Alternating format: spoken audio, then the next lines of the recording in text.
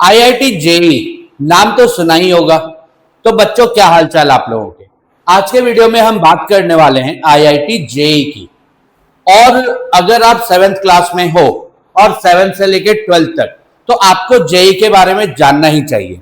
तो अगर आप स्टूडेंट्स हो या पेरेंट्स जो ये वीडियो देख रहे हैं और आपका बच्चा इन क्लासेस में है तो आपको इसके बारे में पता होना चाहिए।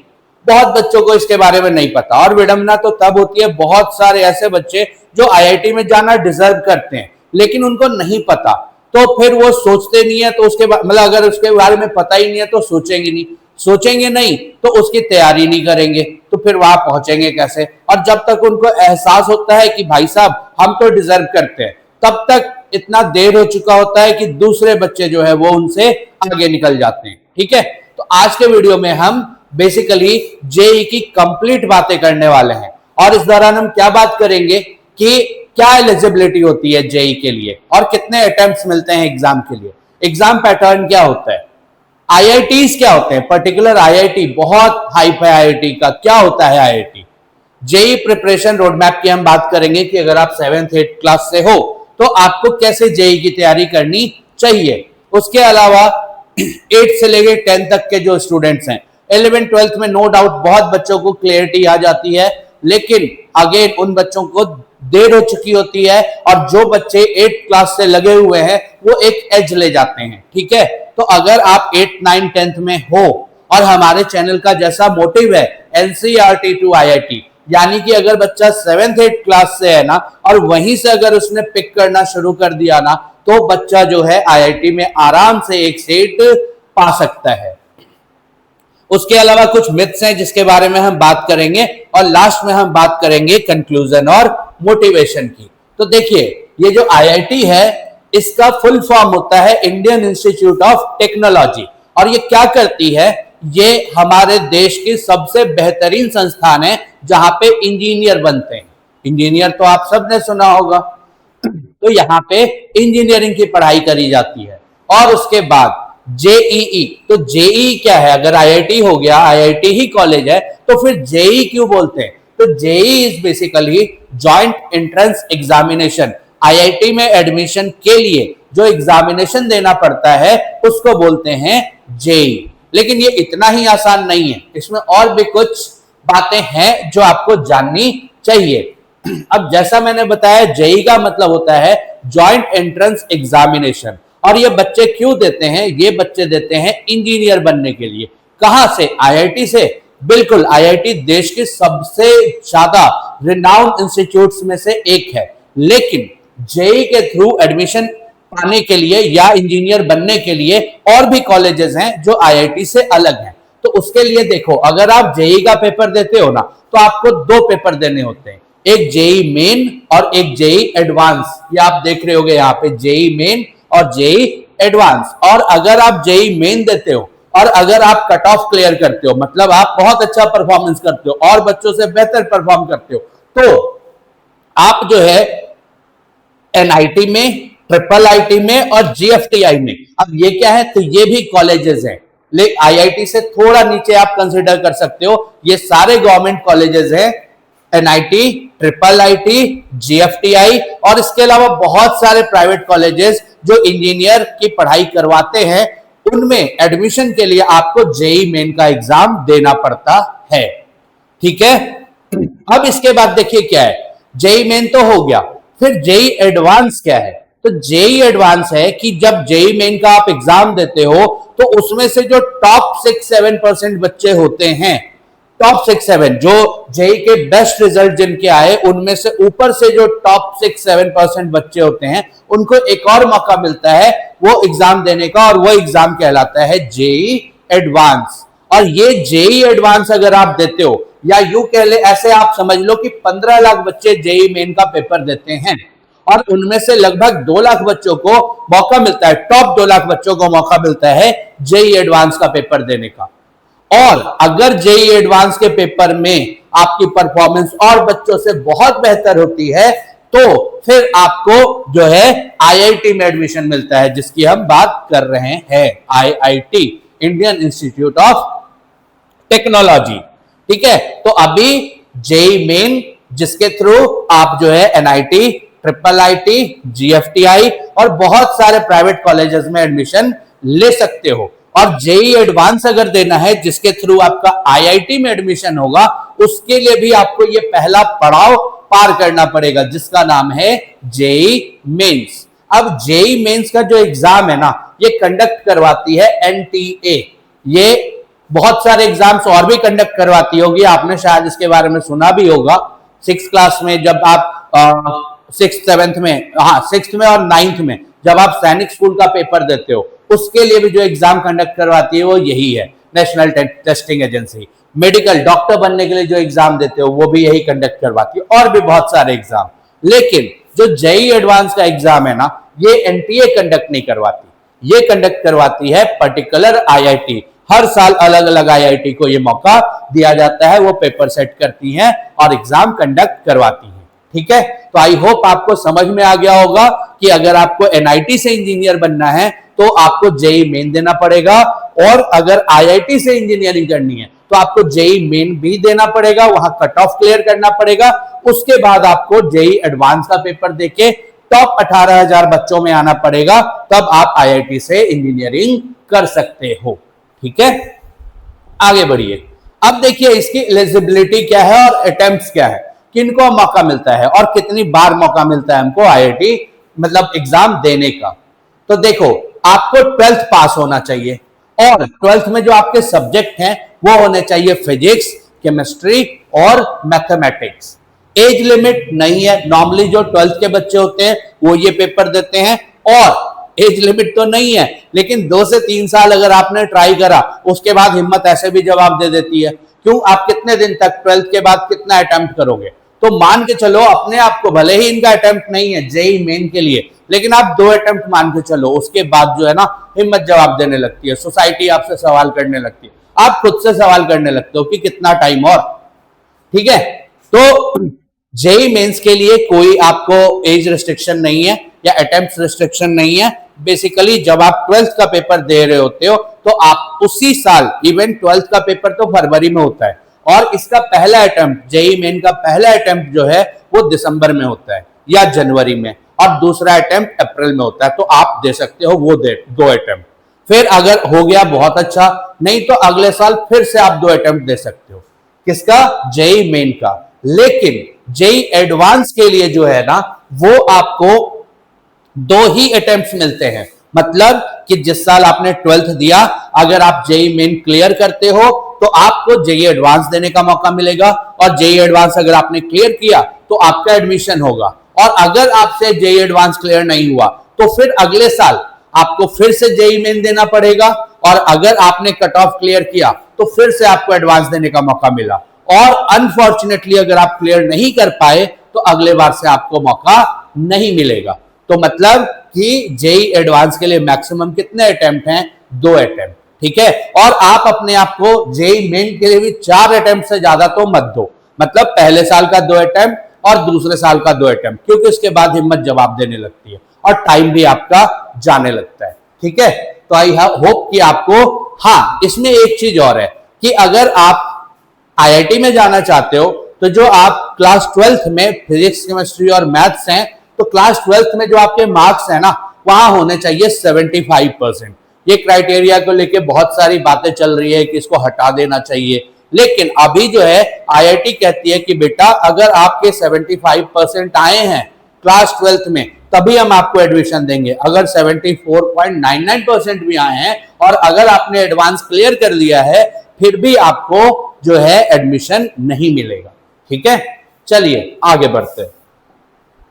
एग्जाम पैटर्न क्या है? एग्जाम पैटर्न तो आप देखो, सबसे पहले जो जेई मेन का आप पेपर देते हो, तो जेई मेन के पेपर में फिजिक्स, केमिस्ट्री और मैथ्स के क्वेश्चंस आते हैं, जिसमें टोटल कितने 90 क्वेश्चंस होते हैं, और हर पेपर के फिजिक्स के 30, केमिस्ट्री के 30 और मैथ्स के 30, और इसके लिए आपको मिलते हैं 3 घंटा। ठीक है, अच्छा यहां पे ऑनलाइन का मतलब, अच्छा ये जो मार्क्स होते हैं ये आप जान लो, मार्किंग हर सही क्वेश्चन के लिए आपको 4 मार्क्स मिलते हैं, और हर गलत क्वेश्चन के लिए 1 मार्क आपका नेगेटिव हो जाता है। ऑनलाइन मोड का मतलब आप घर से नहीं दे सकते। ऑनलाइन मोड का मतलब होता है सीबीटी, कंप्यूटर बेस्ड टेस्ट, जो कि आप जब आपका एग्जाम का एडमिट कार्ड आएगा तो आपको एक सेंटर अलॉट होगा और जब आप वहां जाओगे तो आपको कंप्यूटर मिलेगा और उस पर आपके क्वेश्चंस आएंगे और वहां आपको देना पड़ेगा। हाँ, उन क्वेश्चंस को सॉल्व करने के लिए आपको शीटें मिलती हैं। देन उसके बाद जब अगर आपने एडवांस, जैसा कि मैंने बताया पहले भी कि अगर आप जेई मेन क्लियर कर लेते हो तो उसके बाद आपको मिलता है मौका जेई एडवांस देने का।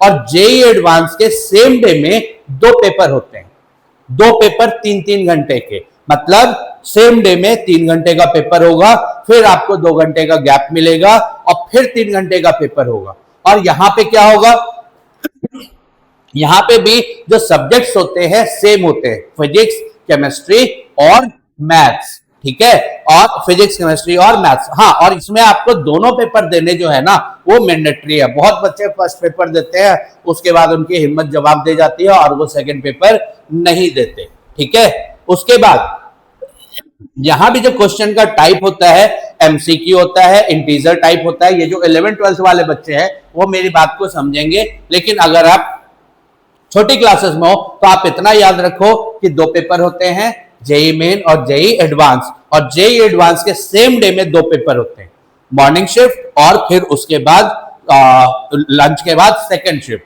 और आपको दोनों पेपर देने होंगे अगर आपने मेन क्लियर करके एडवांस के लिए क्वालिफाई किया है तो, ठीक है। बढ़ते हैं आगे। अब देखिए, हमने एनआईटी की बात कर ली, जीएफटीआई की बात कर ली, प्राइवेट कॉलेजेस की बात कर ली। सभी इंजीनियर्स बनाते हैं, सभी से इंजीनियर प्रोड्यूस होते हैं और अच्छे अच्छे इंजीनियर प्रोड्यूस होते हैं। लेकिन आप देखो आईआईटी, सभी बात करते हैं आईआईटी की, पूरा इंडिया, इवन पूरी दुनिया बात करती है आईआईटी की, तो कुछ तो बात होगी आईआईटी में, है ना। तो क्या है ये आईआईटी? तो आईआईटी जो है ना आपके सपनों का एक लॉन्च पैड है।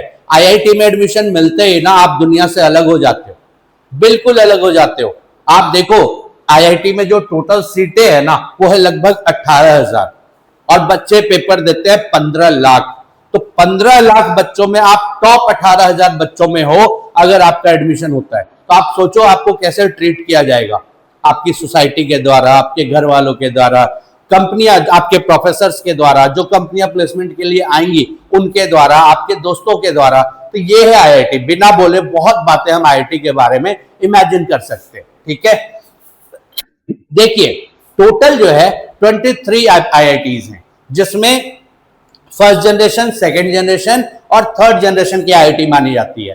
फर्स्ट जनरेशन में टॉप 7, जिसमें कि आपका IIT Bombay, IIT Delhi, IIT Kanpur, IIT Madras, IIT Roorkee, IIT Guwahati और आईआईटी खड़गपुर, ये 7 कॉलेजेस जो है फर्स्ट जनरेशन की आईआईटीज हैं। इसके बाद सेकंड जनरेशन में इंदौर है, वाराणसी है ना, और भी बहुत सारी आईआईटीज हैं। और थर्ड जनरेशन में आईआईटी मंडी, आईआईटी श्रीनगर, आईआईटी रोपड़, तो ऐसे करके ना टोटल 23 आईआईटीज हैं और 18,000 सीट्स हैं जहां जिन बच्चों को आईआईटी में एडमिशन मिलता है। क्यों जाना जाता है आईआईटी, क्या खासियत है आईआईटी की? तो आईआईटी की सबसे बड़ी खासियत जो है ना, जो यहां मैंने लिखा भी नहीं है, आईआईटी की सबसे बड़ी खासियत है ये 18,000 बच्चे जो कि दुनिया के सेकंड लेवल के एग्जाम को क्लियर करके 15 लाख बच्चों को बीट करके आया है। ये सबसे बड़ी खासियत है, आप सबसे बड़ी खासियत होगे, ठीक है। आईआईटी, ये जब मैं आईआईटी के ओरिएंटेशन में गया था तो मुझे वहां के मतलब डीन ने एक बात बोली थी, जब वो एड्रेस कर रहे थे पेरेंट्स को, तो उन्होंने एक बात बोली थी कि दुनिया को लगता है आईआईटी बच्चों को प्रोड्यूस करता है या आईआईटी की वजह से बच्चे जाने जाते हैं। नहीं, बच्चों की वजह से आईआईटी जाना जाता है। ये जो है ना, ये 18,000 बच्चे सुपर ब्रेन है, इन्होंने अपने आप को क्या किया है, प्रूफ किया है। सॉरी, मुझे खांसी हो रही है, पानी पी लूं।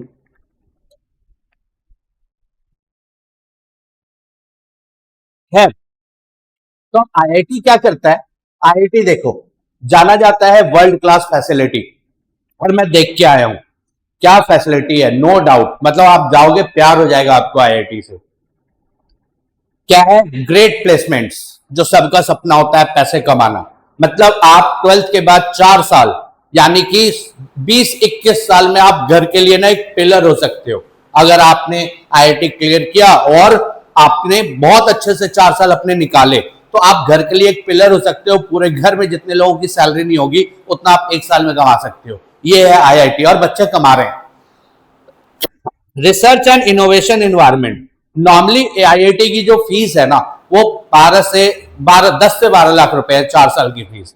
लेकिन आप पता है जब आप जाओगे तब आपको पता चलेगा एक बच्चे पे आईआईटी नहीं भी तो 50 लाख से ऊपर खर्च करती है। जो वहां का इंफ्रास्ट्रक्चर और जो ये सारी फैसिलिटीज है ना, इनको अगर हम कैलकुलेट करें ना तो एक बच्चे पे 50 लाख से ऊपर खर्च करती है। और अगर आप ईडब्ल्यूएस या किसी पर्टिकुलर कैटेगरी से बिलोंग करते हो तो वो 12 लाख रुपए भी नहीं लगने, वो भी बहुत कम हो जाता है। ठीक है, तो ये है आईआईटी।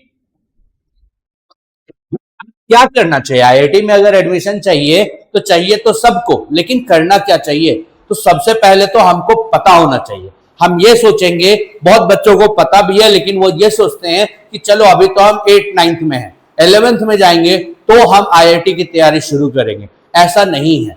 आईआईटी में आने वाले सवाल नो डाउट 11th और 12th के होते हैं, लेकिन उन 11th 12th के सवाल को समझने के लिए ना आपको 7th 8th क्लास से अपनी समझ को, अपने जो दिमाग के दायरे को, आपके थॉट प्रोसेस को आपको क्या करना पड़ेगा? बड़ा करना पड़ेगा। तभी आप जो है 11th और 12th के सवाल को क्या कर पाओगे? समझ पाओगे और फिर उसके बाद आप आईआईटी को क्लियर कर पाओगे, मतलब जेई मेन और जेई एडवांस को क्लियर कर पाओगे। ठीक है, सबसे बड़ी गलती होती है हमारी कि हम जो है 11th क्लास से सोचते हैं। अच्छा, जो बच्चों का सिलेक्शन होता है उनसे भी पूछा जाता है, वो कहते हैं हाँ हमने तैयारी 11th 12th से शुरू करी है, 11th क्लास से शुरू करी है। लेकिन उसमें भी देखो एक छुपी हुई है बात, उन्होंने आईआईटी की तैयारी, मतलब आईआईटी के जो क्वेश्चंस आएंगे वो 11th 12th के टॉपिक्स से आएंगे। लेकिन उन 11th 12th के टॉपिक्स को समझने के लिए ना आपको 8th क्लास से जो कैलकुलेशंस हैं, जो साइंस है, फिजिक्स, केमिस्ट्री और मैथ्स की जो कैलकुलेशंस हैं, जितने भी प्रिंसिपल्स हैं, जितने भी डेरिवेशंस हैं, आपको 8th 9th 10th से आपको क्या करना पड़ेगा? बहुत अच्छे से उन मतलब कि फंडामेंटल चीजों को बहुत अच्छे से समझना पड़ेगा। तब आप इतने कैपेबल हो पाओगे कि 11th 12th में आप चीजों को बहुत इजीली क्या कर पाओ? समझ पाओ। ठीक है, तो देखिए क्या करना है आपको अगर आप 8th 9th 10th में हो या यू कह ले 7th में हो। ठीक है, तो फोकस ऑन एनसीईआरटी, बिल्कुल एनसीईआरटी पे फोकस करिए, एक एक लाइन को पढ़िए। हम एनसीईआरटी को वैल्यू नहीं देते। ठीक है, देखो लिखा भी है ना NCERT to IIT, basic maths और साइंस के कॉन्सेप्ट्स को आप क्या करो? क्लियर करो। समझो टीचर ने जो पढ़ा दिया और हमने पढ़ लिया, कुछ नहीं होगा। 33 नंबर, 50 नंबर, 90 नंबर आ गए। हर क्वेश्चन को ना नंबर के हिसाब से आप पढ़ते हो, हर चैप्टर को। और टीचर हम भी जो है नंबर के हिसाब से पढ़ाने में लगे हुए हैं, उससे कुछ भी नहीं होगा। आप 90% आ जाएंगे, आपके बोर्ड में आ जाएंगे, लेकिन उसका आप करोगे क्या? अचार डालोगे अगर आपका कॉन्सेप्ट क्लियर नहीं है। क्यों? क्योंकि जहां पे आप जाओगे ना, जिस हम आईआईटी की बात कर रहे हैं ना, वहां कंपटीशन के लिए जाओगे ना, वो बच्चा टीचर से बेहतर सोच रहा है और उसको आपको बीट करना है। तो वो सिर्फ आपके नंबर वाले जो वो है ना कॉन्सेप्ट, उस पर फोकस करके नहीं होगा। आपको एक एक चीजों को बहुत बारीकी से समझना पड़ेगा, अपने थॉट प्रोसेस को डेवलप करना पड़ेगा, तब जाके आप जो है क्रैक करने लायक बन सकते हो। ठीक है, start building logic and analytical skill, यही बोला मैंने। टीचर ने कुछ कह दिया, हमने मान लिया। ठीक है, थर्ड लॉ याद कर लिया, सेकंड लॉ याद कर लिया, फर्स्ट लॉ याद कर लिया, लॉ ऑफ ग्रेविटेशन याद कर लिया। क्या होगा उससे? कुछ भी नहीं होगा, कुछ भी नहीं होगा। आप 4 नंबर ले आओगे एक क्वेश्चन में, ऐसे कर करके 90 नंबर ले आओगे, कुछ नहीं होगा उससे। ठीक है, लेकिन उन सारे लॉस को अगर आप अच्छे से समझ पा रहे हो, केमिस्ट्री में आप फॉर्मूला बिल्ड कर पा रहे हो, बना पा रहे हो खुद से, और जो आपका इलेक्ट्रॉनिक कॉन्फ़िगरेशन है उसको समझ पा रहे हो। ठीक है, और भी बहुत सारे बॉन्ड कैसे बनता है, आयनिक बॉन्ड कैसे बनते हैं, इलेक्ट्रॉन लूज क्यों होता है, गेन क्या होता है। एक क्वेश्चन मैं बच्चों से पूछता हूं कि बताओ जी मेटल मेटल क्यों है और नॉन मेटल क्यों है? तो बच्चा कहता है मेटल सोनोरस है इसीलिए मेटल है। उसकी भी गलती है, उसको याद ही यही करवाया गया है। वो मेटल की प्रॉपर्टी है, सोनोरस, डक्टाइल, है ना, ये सारी प्रॉपर्टी है। लेकिन सवाल क्या है? मेटल मेटल क्यों है? और इसका सब पढ़ते हैं लेकिन फोकस किसी ने नहीं करा। जो एलिमेंट इलेक्ट्रॉन को लूज करता है वो क्या है? मेटल है, यही आप पढ़ते हो ना। जो गेन करता है वो क्या है? नॉन मेटल है।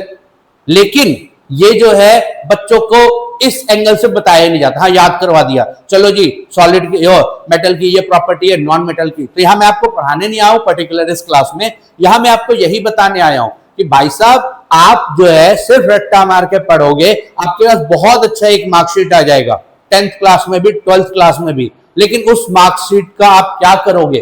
कुछ नहीं कर पाओगे, वो मार्कशीट बस पड़ी रह जाएगी। ठीक है, और आप शायद बोलो कि नहीं नहीं सर देखो हम तो ये कर देंगे, बिल्कुल कर दोगे, लेकिन वो आप कर पाओगे अपने जितना आपका कॉन्सेप्ट क्लियर होगा ना उसके बेस पे, मार्कशीट के बेस पे कुछ नहीं होगा। कोई कंपनी नहीं आके बोलेगी हाँ जी इसके बोर्ड में 19 में 9 मार्क्स है, चलो इसको ले लेते हैं, नहीं। वहां उसके लिए आपको एग्जाम क्लियर करना पड़ेगा, और एग्जाम क्लियर करने के लिए वहां पे ना इस तरीके के क्वेश्चंस नहीं होंगे कि आप रट्टा मार के गए और कर लोगे। और यही फर्क होता है, आप मेहनत कर रहे हो, रट्टा मारने में आप मेहनत कर रहे हो, सब कुछ कर रहे हो, लेकिन रिजल्ट आपका नहीं हो रहा। किनका हो रहा है? मैं चाहूंगा कि आपका हो, लेकिन वो मतलब पर्पस ये है मेरा इस बात को बोलने का, शायद मैं थोड़ा हार्श हो रहा हूं, बट इस बात को बोलने का पर्पस यही है कि फोकस आप जो है ना लॉजिकल और एनालिटिकल स्किल पे क्या करिए, फोकस करिए। ठीक है, 11th 12th वाले बच्चों के लिए क्या है, बिल्कुल कोचिंग ज्वाइन करिए, ऑनलाइन हो ऑफलाइन हो, हालांकि वो तो यहां के लिए भी है ना। चलिए, लर्न जेई लेवल पीसीएम। ठीक है, अब जेई लेवल पीसीएम क्या है? तो जैसा हमने बोला ना कि 11th 12th के जो क्वेश्चंस है ना, अभी बोला कि उसका लेवल कुछ भी नहीं है इनके आगे, आपको हाई लेवल की थिंकिंग डेवलप करनी पड़ेगी, तब आप इन क्वेश्चंस को क्या कर पाओगे, सॉल्व कर पाओगे। और हाई लेवल की थिंकिंग को क्रिएट हमें कैसे पता चलेगा कि कौन सी हाई लेवल की थिंकिंग है? तो जो पीछे के क्वेश्चंस है ना, जो पिछले सालों में पूछे गए, जिनको पीवाईक्यू बोलते हैं, तो आपको जेई लेवल के पीवाईक्यू की टेस्ट देनी होगी, है ना, मॉक देना होगा, और आप आसानी से पता कर सकते हो कि हाँ क्वेश्चन का लेवल क्या है, और फिर आप अपने हिसाब से उसको डाल सकते हो। ठीक है, और ये चीज अगर आप 10th मतलब 8th क्लास से अगर आप कर रहे हो ना, तो आपको ना जेई के लेवल की कोई वैल्यू ही नहीं लगेगी, क्योंकि आपका थॉट प्रोसेस इस हिसाब से डेवलप हो चुका होगा ना कि वो फिर हर क्वेश्चन को एनालिटिकल तरीके से जो है वो स्कैन करेगा और उसके बाद सॉल्व करेगा। ठीक है, चलिए, तो ये था बेसिकली रोड मैप किसका, जेई प्रिपरेशन का। अब देखो पर्टिकुलरली 8th से 10th के बच्चों को क्या करना चाहिए? Learn with curiosity not pressure. अभी यही बोला ना यार, थर्ड लॉ ऑफ मोशन याद करना है, फर्स्ट लॉ ऑफ मोशन याद करना है, क्या होगा, इनर्शिया क्या होता है, आप इनर्शिया फील करो, होता क्या है, आप खड़े हो इनर्शिया, आप चल रहे हो वहां भी इनर्शिया है। ठीक है, तो उस तरीके से आप अपने आप को क्या करो, ढालो।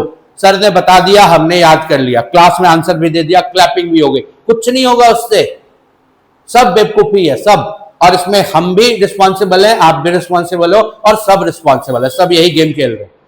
मेरी कोशिश है इसको बदलने की, आप भी कोशिश करो, तभी बदलाव होगा। बिल्डिंग स्ट्रॉन्ग बेसिक्स, अपने बेसिक्स को स्ट्रॉन्ग करिए। देखो हर बात में ना, हर पॉइंट में घूम फिर के वही चीजें आ रही है।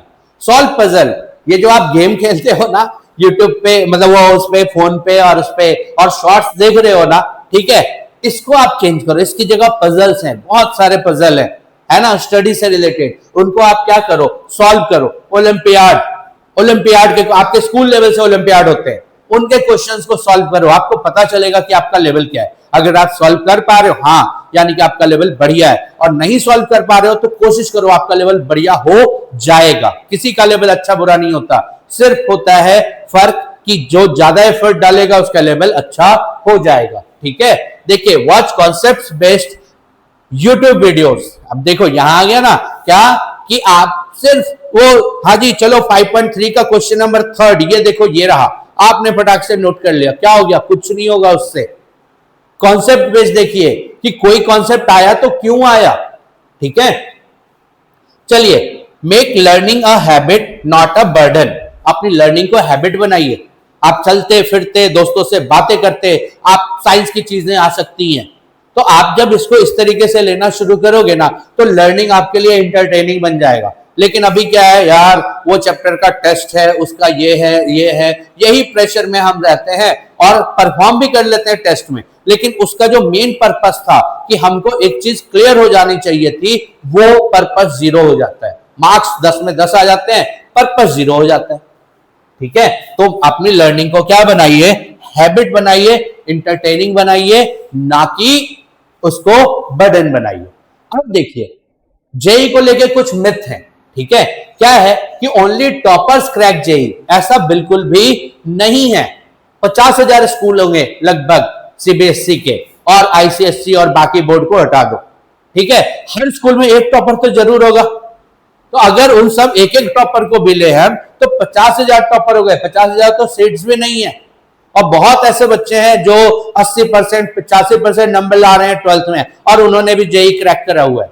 तो ये दिमाग से निकाल दीजिए। अगर आप टॉपर है बहुत अच्छा, मैं टॉपर को यहाँ डाउनग्रेड नहीं कर रहा, मैं ये कह रहा हूं कि जो टॉपर है उनकी तो संभावना है ही निकालने की, लेकिन हम जो है ना 60-70% पे स्ट्रगल कर रहे हैं, तो हमको लगता है भाई ये तो हमारे बस की बात ही नहीं है। तो हमने जर्नी शुरू होने से पहले ही अपनी उम्मीद खो दी और अपनी जर्नी का गला घोट दिया, ठीक है। तो ऐसा बिल्कुल मत सोचिए कि सिर्फ जो है टॉपर्स वो जेई को क्रैक करते हैं, ठीक है। दूसरा मिथ क्या है कि आपको 12 घंटे एक दिन में पढ़ना है। भाई साहब ये मिथ तो नहीं है, ये है, बल्कि 16 घंटे पढ़ना है, 18 घंटे पढ़ना है, लेकिन मन से पढ़ना है। जेई क्रैक करने के लिए नहीं पढ़ना, ठीक है। अब अगेन यहां पे आप एज अ बर्डन लोगे ना, तो आप जो है ना फिर वो 12 घंटा आपको 20 घंटे के बराबर हो जाएगा। लेकिन अगेन आप इंटरटेनिंग वे में पढ़ोगे ना तो 20 घंटा भी आपको लगेगा 12 घंटा। और मैंने देखा है मेरे घर में एक बच्चे, मेरे घर के बच्चे ने जेई क्रैक किया, तो मैं उसका एक्सपीरियंस भी आपके साथ शेयर कर रहा हूं। हमें उसको बोलना पड़ता था कि भाई साहब सो जाओ, आप मतलब आप सो जाओ कुछ देर के लिए, लेकिन वो नहीं सोता था। और ऐसे बहुत सारे होंगे, आप भी होंगे। लेकिन कहने का यह मतलब है 12 घंटे बिल्कुल पढ़िए, आप बहुत अच्छे हो 6 घंटे पढ़िए, लेकिन इसको आप नेगेटिव यूज नहीं करोगे। अरे अरे 12 घंटे नहीं पढ़ना, जेई हो जाएगा, 6 घंटे में हो जाएगा, 5 घंटे, ऐसा नहीं है। यहां लिखने का कुछ मतलब है कि बर्डन लेके कि हम 12 घंटे ही पढ़ेंगे, नहीं। आप अपनी कैपेसिटी को बढ़ाओ, 5 घंटे है 6 घंटे करो, 6 घंटे है 7 घंटे करो, और वो कब 16-17 घंटे पे पहुंच जाएगा ना, अगर आपके एफर्ट में ऑनेस्टी होगी तो आप सोच भी नहीं सकते, ठीक है। चलिए अब क्या है इसमें, smart and consistent study works. वही स्मार्ट और कंसिस्टेंट, एक दिन आप पढ़े, फिर 3 दिन नहीं, फिर 5 दिन नहीं। आपको जो है ना, जब आप जेई की जर्नी में आते हो ना, आपको सेक्रीफाइस करना पड़ेगा। घर में फंक्शन है, शादी है, आप कुछ भी फंक्शन है, आप हर चीज में इन्वॉल्व हो रहे हो ना, तो वहां तो आप फुल एंजॉय कर लोगे, या 0 मिलेगा आपको। कंसिस्टेंसी बहुत इंपॉर्टेंट पॉइंट है, बहुत इंपॉर्टेंट। आपको आपने एक 10 दिन पढ़ लिया, पूरे 15-15, 20-20 घंटे, उसके बाद 5 दिन आपने पढ़ाई छोड़ दी, कुछ भी नहीं होने वाला। कंसिस्टेंसी बहुत जरूरी है। और ये देखो last point, early start give you a big as.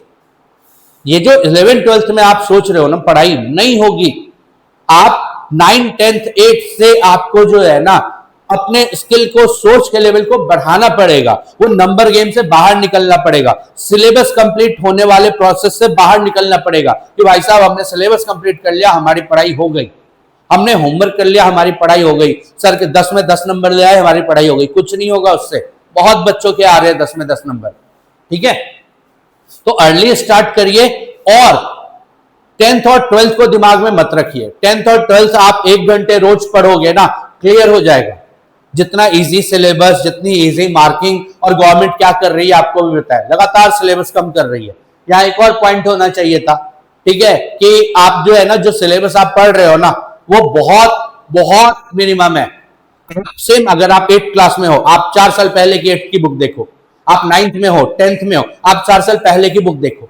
तो जब आप 9th, 10th में अभी हो, वो जो बच्चे 9th, 10th में थे उस समय आप ही के एज लेवल के होंगे, लेकिन उनकी बुक देखो, वहां पे क्या था, मतलब कि क्या, कितने कंटेंट थे, कितने क्वेश्चंस थे।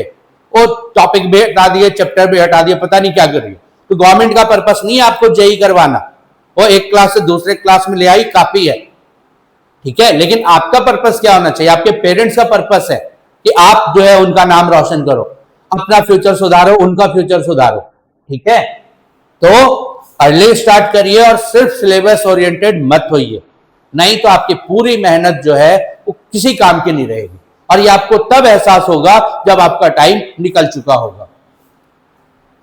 देखो IT is tough but achievable. अगर अचीवेबल नहीं होता तो 18,000 बच्चे कैसे निकालते, बताइए आप, है ना। तो अचीवेबल तो है, तो अचीवेबल है, तो ये एक जर्नी है, ये हर साल शुरू होती है। और जो लास्ट तक बना रहता है ना, जो लास्ट तक हिम्मत नहीं हारता, वो बस रेस निकाल लेता है। पेपर के एक दिन पहले तक बच्चे हार मानते हैं, और एक दिन पहले तक जो बच्चा पीछे है ना, और वो माइंड प्रिपेयर इस हिसाब से होता है उसका, वो रेस से आगे निकल जाता है। पेपर के एक दिन पहले, मैं बता रहा हूं, हर साल ऐसा होता है कि पेपर देने से पहले बच्चे जो है हार मान जाते हैं और जाते हैं और वहां परफॉर्म नहीं कर पाते। और एक बच्चा जो अपनी जर्नी को बिल्कुल वैसे हिम्मत के साथ जकड़े होता है ना, आगे बढ़ते जाता है ना उस रेस में, वो जाता है, और उससे ज्यादा इंटेलिजेंट बच्चा जो है नहीं निकाल पाता और ये निकाल लेता है। तो सारी कहानी माइंडसेट की है, ठीक है। राइट प्लानिंग, ये देखो, माइंडसेट एंड कंसिस्टेंसी आर की।